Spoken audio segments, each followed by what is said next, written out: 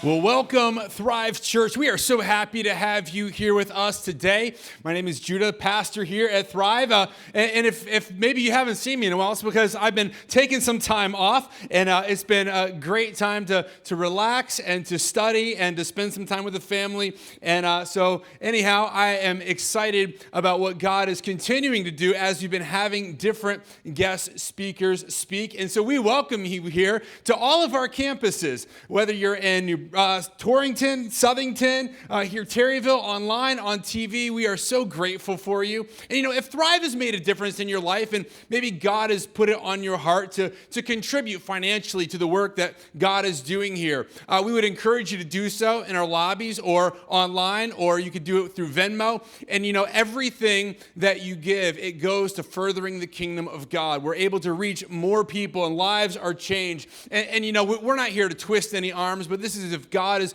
putting it on you to do that, then we encourage you to do so.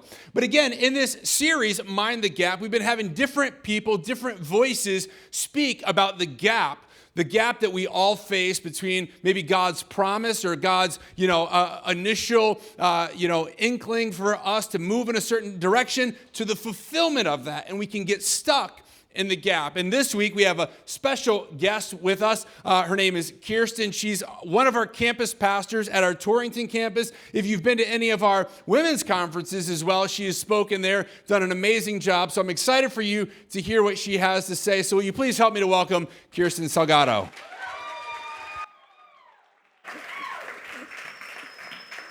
All right. Hello, everyone. How's everyone doing today? Oh, yeah. We're here. We're going. I'm excited. I'm like a horse at the beginning of the race, like, let me at him, let me at him. I'm just so excited to get into this with you guys. This is part 5 of our series, Mind the Gap. And this is a series that, yes, I've been mentally preparing for this day, but also I've been really just taking in everything that we've learned each and every week from our guest speakers. And I don't know if any of you have ever had a back massage before. Yeah, foot massage, any of the above. There's usually a part a couple of minutes in where the massage therapist goes, so how's the pressure? Is it too soft? Is that firm enough? Is it strong enough? Do you want it stronger? Lenny always says stronger, more.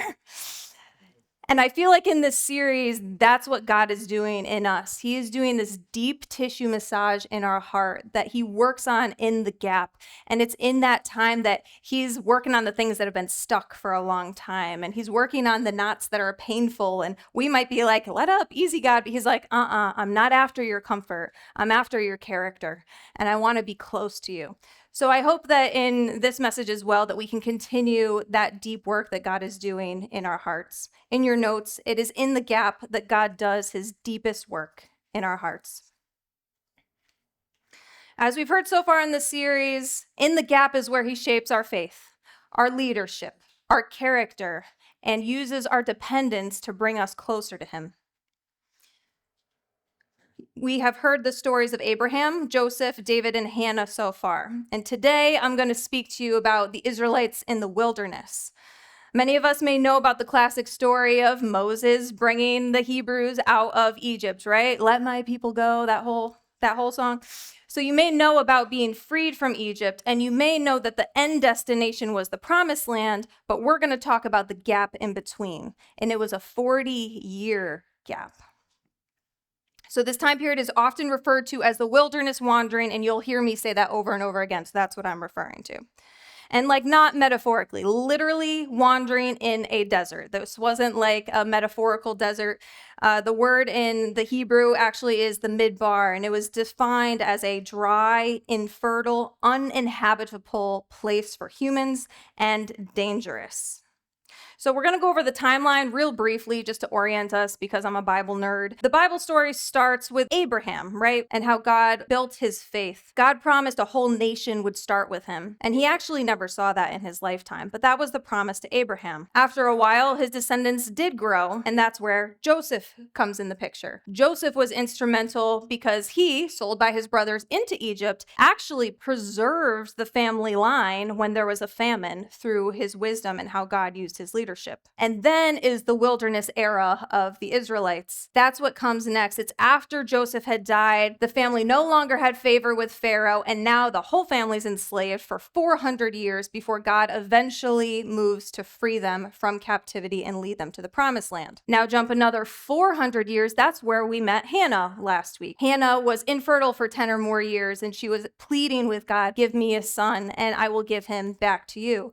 Do we know who that son was? That son was Samuel. And guess what Samuel did? Samuel turned into a notable prophet that anointed the second king, who was David. And we learned about David and how God shaped him in the gap. And you know what's special about David is that it was prophesied that our Messiah, Jesus, would come from his line. What a story arc. The Bible is a unified story that all leads to Jesus. And I have to credit that wording to the Bible Project. While each of these stories have demonstrated that God is with his people in their own individual life gap, this arc also shows that they all weave into God's larger plan of restoration. But restoration to what? What was the issue? What was the problem? Well, we got to go all the way back to the Garden of Eden. They had it all. God had Adam and Eve in this lush, beautiful garden with all the fruits, all the animals, everything they could ever ask for, including relationship with God. It said that in the cool of the day, they would walk with him and speak with him. They had it made, but God gave them one restriction. Don't eat from that tree, right? And when someone came along that challenged God's voice, did they trust God's voice? No, they did not. And ever since then, God has been fighting to get his people back, not just back to the garden, but back to himself. In your notes, God wants closeness with us. That's actually the whole point. And that's what God is driving towards in the whole story of the Bible and the story of our lives today. So back to the Israelites and their wilderness wandering. Historians believe that the on-foot journey from Egypt to the Promised Land would have taken 11 days if they took the commonly traveled route along a river, which is what you would do back then. You would follow the water source. But they also would have faced some formidable foes, and they weren't ready. So God took them on a trip into the wilderness, and that 11-day trip turned into 40 years. Detour is not even the word, right? Like that's not a detour. That's something else. So why? I was really wrestling with this as I was studying. God is all powerful. God is all knowing. God could just teleport them from one place to the other. Why 40 years? Why not just zip them right into the promised land? And the wilderness wasn't a safe place either. It was dangerous. Like they could have died.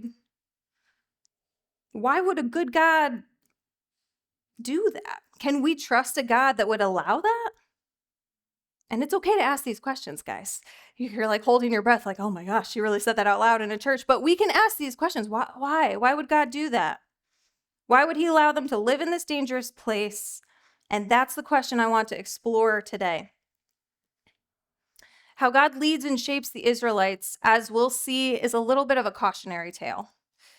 Because we humans are stubborn, and we all know it, don't we? But when we read a story, sometimes we're like, oh, how could you be so stupid? Come on, 1 + 1 = 2. But in this story, it really is just revealing that this is how we are as people. We are stubborn. And if humanity couldn't trust his voice back in the garden, how can God get humanity to trust his voice in a desert? So now we're going to pick up 16 generations after God made that initial promise to Abraham that he would have many descendants. 6 generations later, they have grown. And even though Abraham didn't see that fulfillment with his own eyes, his lineage was part of God's larger plan. His descendants grew, were preserved in Egypt, and now it's time. The moment has come. God's going to bring his people out. It's time to make them his people again. So long story short, God uses Moses and his family and a bunch of other characters to bring the people out. He frees them. This is like the pinnacle moment. Like this is, the tension is relieved. God is bringing his people back to himself. Woohoo, things are moving. Like this is the moment, right? And then they exit Egypt and immediately pinned up against the Red Sea with the Egyptian army on top of them. Now what? And so in your notes, we've got Exodus 14, 11 through 12. They're pinned against the Red Sea, nowhere to go. And the Israelites, the people, say to Moses, was it because there were no graves in Egypt? I just love the drama of that. Isn't that great? It sounds like teenagers or something. I love teenagers. Were there no graves in Egypt that you have taken us away to die in the wilderness? What have you done to us, bringing us out of Egypt? Is this not the very thing we told you in Egypt? Let us alone so we can serve the Egyptians. For it would have been better for us to serve the Egyptians than to die in the wilderness. Okay, now you told us how you really feel. And God says, all right, cut it out. Watch this. This is where he parts the Red Sea. His people go across on dry ground. Everyone is saved. And then at just the right moment, he closes the waves and the formidable Egyptian army is just gone, demolished, like mic drop, right? This is the part where they should be saying, oh, okay, the guy with power is on our side. Like, wow, aha. And from there, he leads his people out into the desert of Shur. 3 days later, and 3 in Hebrew literature is kind of how we use cliffhangers in modern literature today. When you hear the time period of 3 days, 3 months, whatever, when you hear 3, it's like, oh, that's a crisis moment. It's a crossroads. There's something is going to happen at 3. 3 days into the wilderness, they get thirsty and they want to go back to Egypt again. But he provides miraculously. God takes care of it. In your notes, Exodus 15. It was there at Marah that the Lord set before them the following decree. So this is after he brings them to an oasis of water. The water is undrinkable. He tells Moses, throw a tree into it, and now the water is drinkable. He heals the water effectively. So after that, God says, I'm going to give you this decree as a standard to test their faithfulness to him. He said, if you will listen carefully to the voice of the Lord your God, underline that. If you will listen carefully to the voice of the Lord your God and do what is right in his sight, obeying his commands and keeping all his decrees, then I will not make you suffer any of the diseases I sent on the Egyptians, referring to the plagues. For I am the Lord who heals you. This is God further reinforcing, listen to me and you'll be safe. Everything is going to be fine. I feel for Moses at this moment because it hasn't been very long. We're only 3 days into this journey, and multiple times the people have turned on him and said, what have you done? Bring us back to slavery. And I'm just thinking of like road trips of my own. And growing up, we used to go on an annual road trip to Michigan to visit family, 16-hour road trip with 5 kids, not for the week. And so mom and dad had this routine when one of the kids would inevitably ask, are we there yet? 10 more minutes, they'd say. It didn't matter if we were only 15 minutes down the road, halfway, almost there. The answer was always 10 more minutes. Now imagine that, but with thousands of people following you, with no end in sight, not just for the 11 days, but for 40 years. After the Red Sea miracle and the water miracle, it doesn't take long before this pattern repeats itself, this time with hunger instead of thirst. In fact, throughout the whole story, I'm not going to get into all of them, they state 8 total times that they would prefer to go back to Egypt. Enslaved. In your notes, trusting God in the unknown is often harder than living in the bondage we know. Maybe life felt more carefree before. Maybe you had more friends, more security. Maybe you had a romantic relationship that has ended. Maybe you had more fun. It's human nature to look back when life is tough and to romanticize the past, even if that past was leading you inevitably to destruction. But back to the Israelites, less about us here. Despite the fact that they're acting like ungrateful brats, God says, all right, you're hungry, and he sends manna, literally heaven sent fresh bread on their doorstep every morning. Can you imagine having like fresh sourdough every single morning, just ready to go? Oh. He sends them this fresh bread, and not to mention all throughout the journey, right from the Red Sea, He has a pillar of cloud by day that leads them where they need to go, and a pillar of fire by night. His actual literal presence, like a visual representation of like, I'm with you. Again and again and again, God is patient with them and demonstrates that he is a faithful, trustworthy God. Whether we know it or not, in your notes, God is with you in the gap. To understand what God is doing here with the Israelites, let's zoom in on this manna story. Exodus 16. The whole congregation of the Israelites complained against Moses and Aaron in the wilderness. Again, the Israelites said to them, if only we had died by the hand of the Lord in the land of Egypt, when we sat by pots of meat and ate our fill of bread, for you have brought us out into the wilderness to kill this whole assembly with hunger. Then the Lord said to Moses, I am going to rain bread from heaven for you, and each day, underline that, each day, the people shall go out and gather enough for that day. In that way, I will test them whether they will follow my instruction or not. That word test, it's translated some different ways. And when I looked into it, sometimes it's translated to prove. And I was thinking about my dad's career as an aerospace engineer. He made jet engine parts. Well, people under him did, but they made jet engine parts. And before they would be put into a jet engine, they would be tested to prove that they could withstand the conditions that they are meant for, their intended usage. Testing them mid-flight would not be a great idea for obvious reasons. So why only a day of manna at a time? It's because God was teaching them, you can trust me daily. And this is even reflected in the model of prayer that Jesus eventually gives to the disciples in the Lord's Prayer, as many of us know it. Give us this day our daily bread. But still, the Israelites kept wanting to return to Egypt every time they faced danger or discomfort. Why? What gives?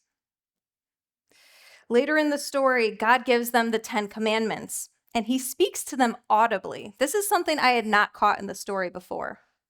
Many of us picture Moses coming down the mountain with the tablets and the 10 Commandments, but God actually speaks to them audibly from the mountain. He says, come close, but don't touch, but I'm going to speak to you. He gives them the 10 Commandments, says some other stuff as well. And picking up in Exodus 20, verse 19, the people hear him speak, and they turn to Moses, and they say, you speak to us, and we will listen. But don't let God speak directly to us, or we will die. What? This is where I'm really scratching my head. What is missing? God's proving himself repeatedly. Why don't they want to hear his voice? Why don't they trust him when the obstacles and hardship that followed with the obstacles that followed? In your notes, it's because trust takes proximity. Remember, God wants closeness with us. But the Israelites reject the opportunity to be close to God, and they opt for a go-between instead. I don't know about you, but I personally find it really hard to trust something or someone when I hear it secondhand. I want to hear from the source. And God wants that for us too. He wants that closeness. So I'm just going to say this in case no one's told you before. Don't rely on me or anyone with a microphone or a podcast to be the voice of God to you. Go to God yourself. You don't need an in-between. He's there waiting for you. He has never left. So proximity is part of it, part of the trust journey, but there's something else going on here too. As I was studying, I recognized that they had seen God be faithful quite a lot. They had observed it. But it's one thing to mentally know that God has a track record of being trustworthy. Like, okay, great, he's got good stats. But it's quite another thing to actively choose to trust him. So I've got an illustration for you. I'm going to let you move this. Strong man.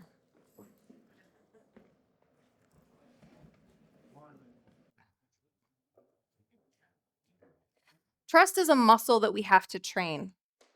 We can gain a lot of knowledge by observation, Lenny can show us how to do it. He can teach us verbally how to do a deadlift. Did that work anyone's muscles out there? No.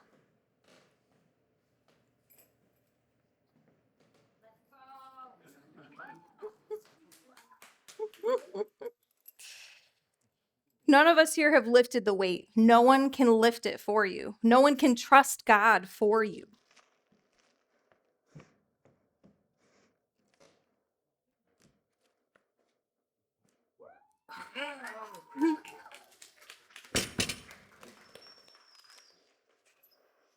Trust takes training. And the funny thing about training, even literal muscles, it relates to our spiritual life as well. Training 1 hour a week is not going to make you stronger. Being here 1 hour a week is not going to make you stronger. I'm glad you're here. Please don't leave. But we need to take this home with us. I go to a trainer and he helps me train, but I have to do exercises at home to get stronger. I've got to add weight. I've got to add repetition. And I've got to push myself actually to a point of failure in order to grow my literal muscles. So when you come to the end of yourself, when you're dependent on God, much like Hannah was, right, in our message last week, when you come to a point of dependence, that's the time to trust him. That's the time to test out the trust muscles so that they can grow. In your notes, no surprise, trust takes training. So back to the Israelites. Unfortunately, we see in the stories that follow that God's supply of the daily manna wasn't enough for them. Though he showed his faithfulness daily, they still struggled to trust. After 2 years of being in the wilderness and witnessing all this miraculous provision and the daily visual reminders, the pillar of cloud and fire, God brought them right on the doorstep of the promised land. He's like, all right, we're here. No more 10 more minutes. We're here. And he sends in spies to check out the land, like, check it out. It's going to be just as good as I told you. And they wouldn't go in. And again, they turned on Moses and wished to go back to Egypt. They actually tried to stage a coup. Literally on the doorstep of the promised land. And at that point, God goes, that's it. We're not going to try again until this whole generation dies. That's heavy stuff. And that's why the wilderness wandering lasted 40 years instead of 11 days. But God is still faithful. And he was still going to keep his promise, even though they were faithless. The wilderness was not punishment. It was the training ground to become God's covenant people. He didn't say no forever. He didn't turn them away forever. And he never left them. So the 38 years pass by. He continues to train them and to prepare them to trust him. And now they're going to attempt to enter the promised land again. And before they go in, God gives the Israelites this reminder in Deuteronomy 8. He says, be careful to obey all the commands I'm giving you today. Then you will live and multiply. You will enter and occupy the land the Lord swore to give your ancestors, who have all passed away now. Remember how the Lord your God led you through the wilderness for these 40 years, humbling you and testing you to prove your character. The NIV translation says, to know what's in your heart, and to find out whether or not you would obey his commands. Yes, he humbled you by letting you go hungry and then feeding you with manna, a food previously unknown to you and your ancestors. He did it to teach you that people do not live by bread alone. Underline that. Rather, we live by every what? Every word that comes out of the mouth of God. For these 40 years, your clothes didn't wear out, your feet didn't blister or swell. Think about it. Just as a parent disciplines a child, the Lord your God disciplines you for your own good. So obey the commands of the Lord your God by walking in his ways and fearing him. For the Lord your God is bringing you into a good land, of flowing streams and pools of water with fountains and springs that gush out into the hills and valleys. How good does that sound after 40 years of being in a desert? This wilderness training ground is what some people smarter than me have described as God's severe mercy. He knew they weren't ready for the abundance. And so, as severe as it is to keep them in that dangerous place for 40 years, it was out of his mercy that he kept them there. There's a big caution woven into this larger story here. When we are clearly dependent on God due to lack or loss or heartbreak, in a sense, it's easier to go, yep, I don't have anything left. I'm going to have to rely on you, God. That dependence is not weakness, it's training, right, as we learned. But what is it training for? It's training for when abundance comes. Because when provision is not scarce, when we are not experiencing loss or heartbreak, we often start to believe this insidious lie, the illusion that we are the source of our own abundance, success, accomplishments. But it's just that. It's an illusion. In times of abundance, we must continue to lower ourselves and discipline ourselves to remind us that He is our source, no matter what life looks like around us. Even in abundance. No, you didn't pull yourself up by your own bootstraps. No, you didn't. God gave you your mind. God gave you your body. He gave you the ability.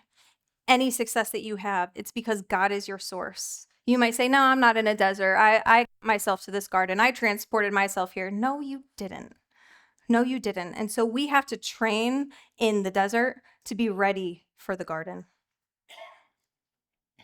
Let's look at how Jesus navigates a wilderness. In the beginning of his earthly ministry, he does the miracle at the wedding because his mom makes him. He says, they're out of wine. Make more wine, son. But before he officially starts his earthly ministry, he goes into a wilderness. In Matthew 4, it says, Jesus was led by the Spirit into the wilderness to be tempted. Some versions say tested, there by the devil.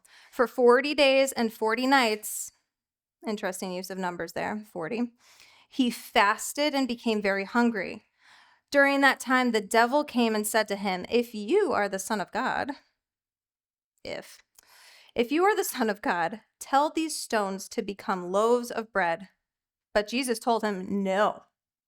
And he quotes Deuteronomy 8. The scriptures say, people do not live by bread alone, but by every word that comes out of the mouth of God. He understood that even as the Son of God, who could have turned those stones into bread, that wasn't the point, and that's not what he needed. He needed to hear from his Father. He needed his voice more than anything else.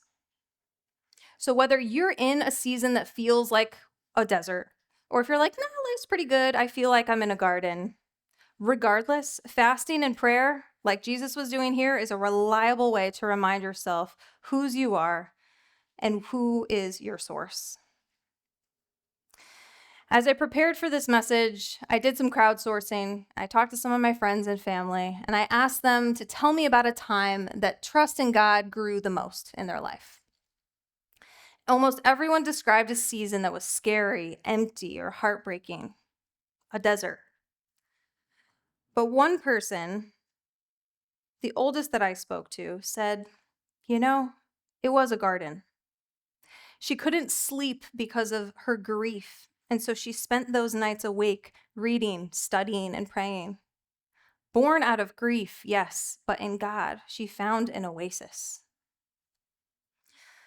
Repeatedly in this wilderness journey, God shows us that the empty, dry, dangerous wilderness, He is with us, and His voice is trustworthy. The Israelites really struggled to trust God, but Jesus didn't, because He knew He could trust God's voice. In your notes, God wants us to trust His voice. He wants intimacy with us more than He wants physical abundance for us or practical provision. But why? So let's now stop zooming in on the Israelite journey and let's zoom out to the larger picture. Let's include ourselves in this story now. There's a book in the New Testament called Hebrews, chapter 11. It's called the Hall of Faith to many people. In it includes the names of many of the real people that we have heard about in this series. It says, by faith, Abraham, and lists all the ways that he trusted God and that God was faithful. By faith, Joseph. By faith, Moses. And at the end of that list, and there's so many names, at the end of that list in verse 39, it says, all these people listed above earned a good reputation because of their faith, yet none of them received all that God had promised. That gave me pause. There's more? Verse 40, for God had something better in mind for us, so that they would not reach perfection without us.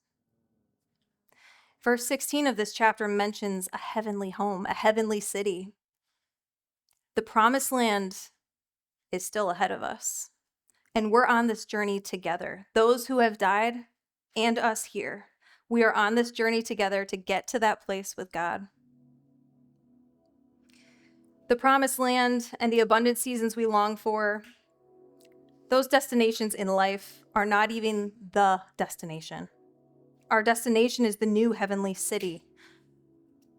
Some theologians call it the age to come, where we get to partner with God again, and all of his children can finally receive the better promise, and all made possible because of what Jesus did for us. In a way, the Israelites' wilderness promised land journey is a foreshadowing of humanity's journey back to God. So will we trust him in a wilderness? Will we trust him in abundance too? Recognizing that it is only because of his sustaining love and power that we exist. You may be feeling that deep massage pressure that I mentioned at the beginning. Don't forget that God's doing his best work in that. He has not left you, and he is the one that would turn the would-be graves in the wilderness into gardens. So now is the time to train your trust muscles. Not when, I get my career sorted out and the finances sorted out and the kids sorted out, and no, now. Because he is your source. He is the one that you need. His voice is the one that you need more than the daily bread. So train your trust muscles. Let's go through the testing and preparation that God has for us now so that we will be ready to trust his voice and receive that better promise. Oh God, we come before you. I'm in awe of your patience with us. After all our grumbling and complaining, and all the times we've been faithless, that you remain faithful. That none of our behavior has ever changed your character, because you are constant. God, my prayer for us today is that when we hear your voice, as the psalmist says, that we will not harden our hearts. God, keep doing your deep work in our hearts. Remove everything that does not belong. Shape our character. Make us more like your Son. And if there's anyone here today that you're on the edge of following God, you're not really sure exactly if you're ready for the leap or not, I would just say, today is the day. Make the decision to follow God. You can trust him. Just pray this prayer in your heart. God, I'm sorry for all the ways that I have done wrong, for all the ways that I have mischaracterized you, for all the ways that I've been selfish. God, forgive me of those wrongs. I recognize that you are my source. that Jesus is the one who can save my soul. God, I'm grateful for the sacrifice Jesus made. Help me to become more and more like him every day. Help me to become a new creation starting today. We pray all these things in Jesus' name. Amen.